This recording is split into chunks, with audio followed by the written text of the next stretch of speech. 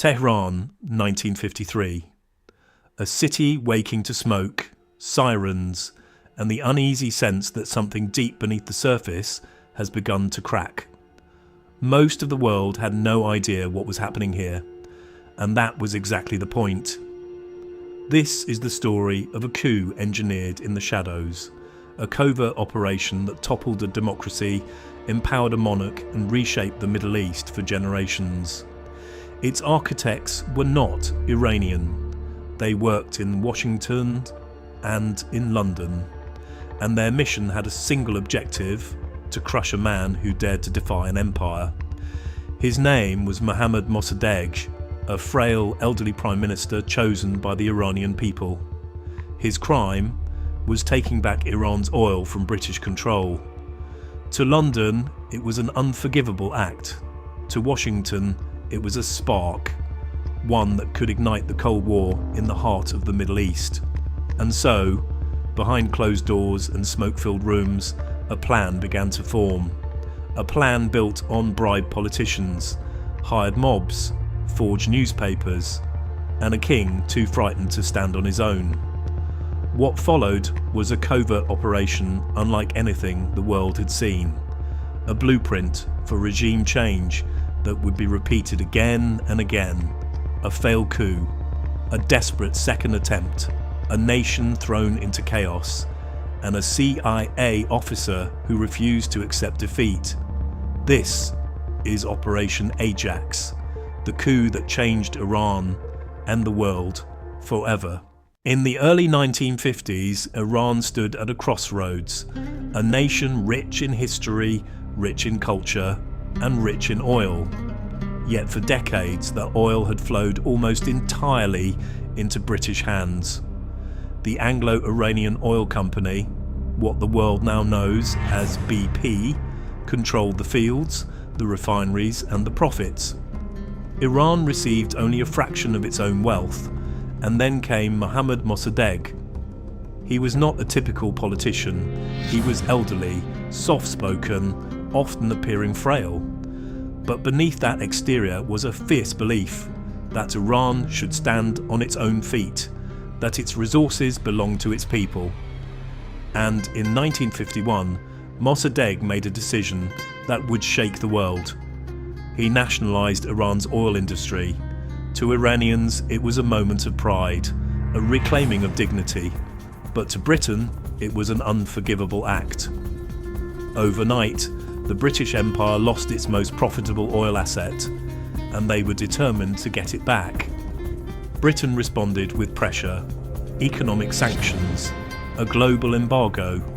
They shut down Iran's oil exports, hoping to break Mossadegh's resolve. But he refused to bend, and as the crisis deepened, London turned to Washington for help. The United States, now locked in the early tensions of the Cold War, viewed every conflict through a single lens: the fear of Soviet expansion. And British officials knew exactly how to frame the situation.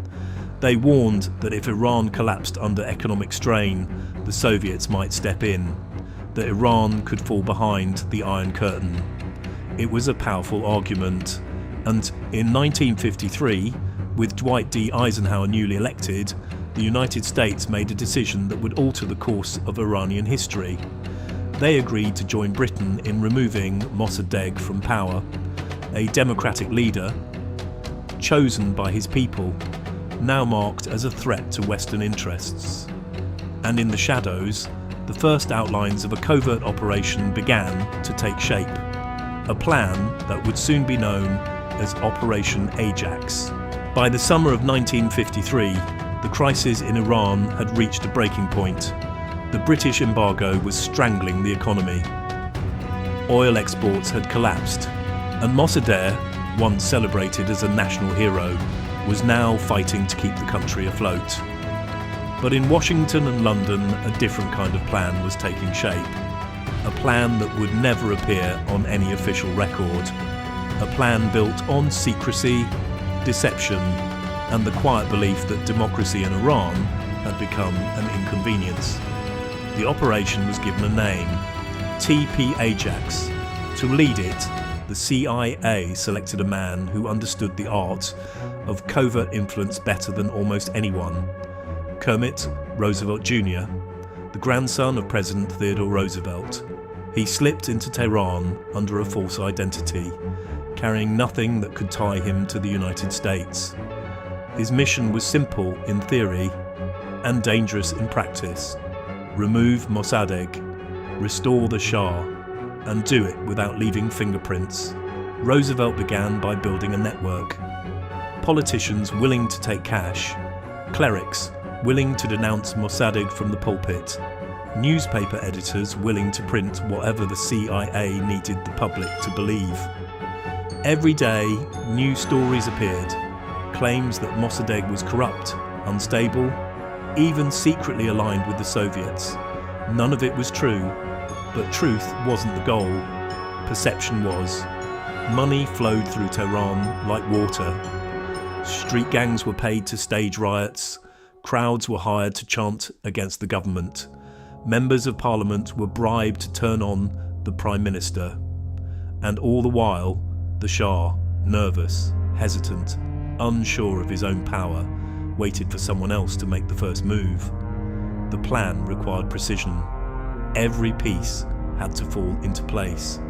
Every ally had to play their part, and every lie had to be believed. Operation Ajax was no longer just an idea. It was a machine, and once it started moving, it would be almost impossible to stop.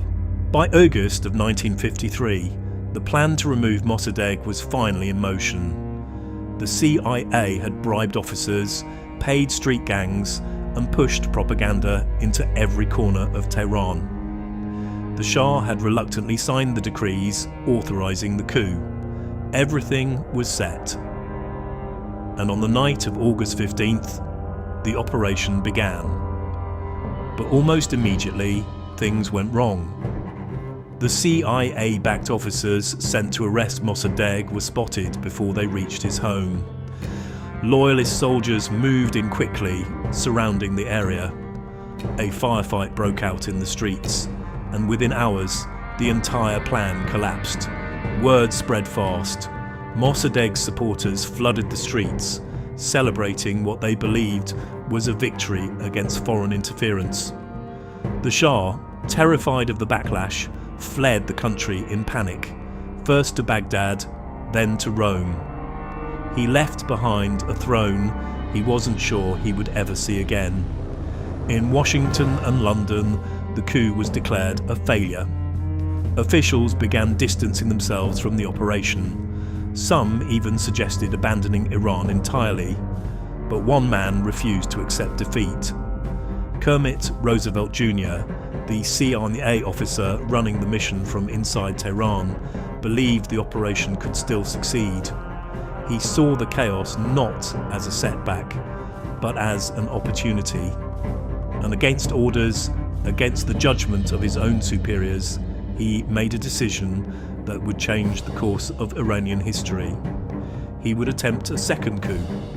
This time, he would rely not on the Shah, not on the military, but on the streets, paid crowds, manufactured riots, a wave of chaos designed to make the country believe Mossadegh had lost control. It was a desperate gamble. If it failed, Roosevelt risked sparking a civil war or being captured himself. But in the shadows of Tehran, with the first coup in ruins, he prepared to try again, and the city was about to explode. On the morning of August 19th, 1953, Tehran woke to a strange and uneasy silence. The first coup had failed, the Shah had fled, and for a moment, it seemed as if Mossadegh had survived the storm. But beneath the surface, something else was moving. Kermit Roosevelt Jr. had spent the last 48 hours rebuilding the operation from the ground up. He met with military officers in secret. He funneled cash to street gangs and political operatives, and he pushed out a wave of propaganda claiming Mossadegh was preparing to abolish the monarchy and dismantle Islam itself. By mid-morning, the city began to shift. Small crowds gathered at intersections, paid agitators shouted slogans, and slowly the unrest grew. What began as scattered noise turned into a coordinated surge. Roosevelt's plan was simple: create the illusion that Mossadegh had lost control, and let the chaos do the rest. By noon, the streets were boiling. Rival groups clashed violently. Shops shuttered their doors. Smoke rose from burning vehicles. And as the city spiraled, military units loyal to the Shah began to move. Some switched sides out of fear, others out of opportunity. But whatever their reasons, the momentum was shifting. Tanks rolled toward Mossadegh's home. Crowds followed behind them, swelling with every block. When the armoured vehicles reached his residence, they opened fire. Shells tore into the walls. Loyalist guards returned fire, but they were outnumbered and overwhelmed. Inside, Mossadegh understood what was happening. The second coup had succeeded where the first had failed. And with the city collapsing around him, he made the only decision he could. He surrendered. By evening, the Shah's supporters were celebrating in the streets. The monarch, who had fled in fear just days earlier, now returned to Iran as a supposed saviour.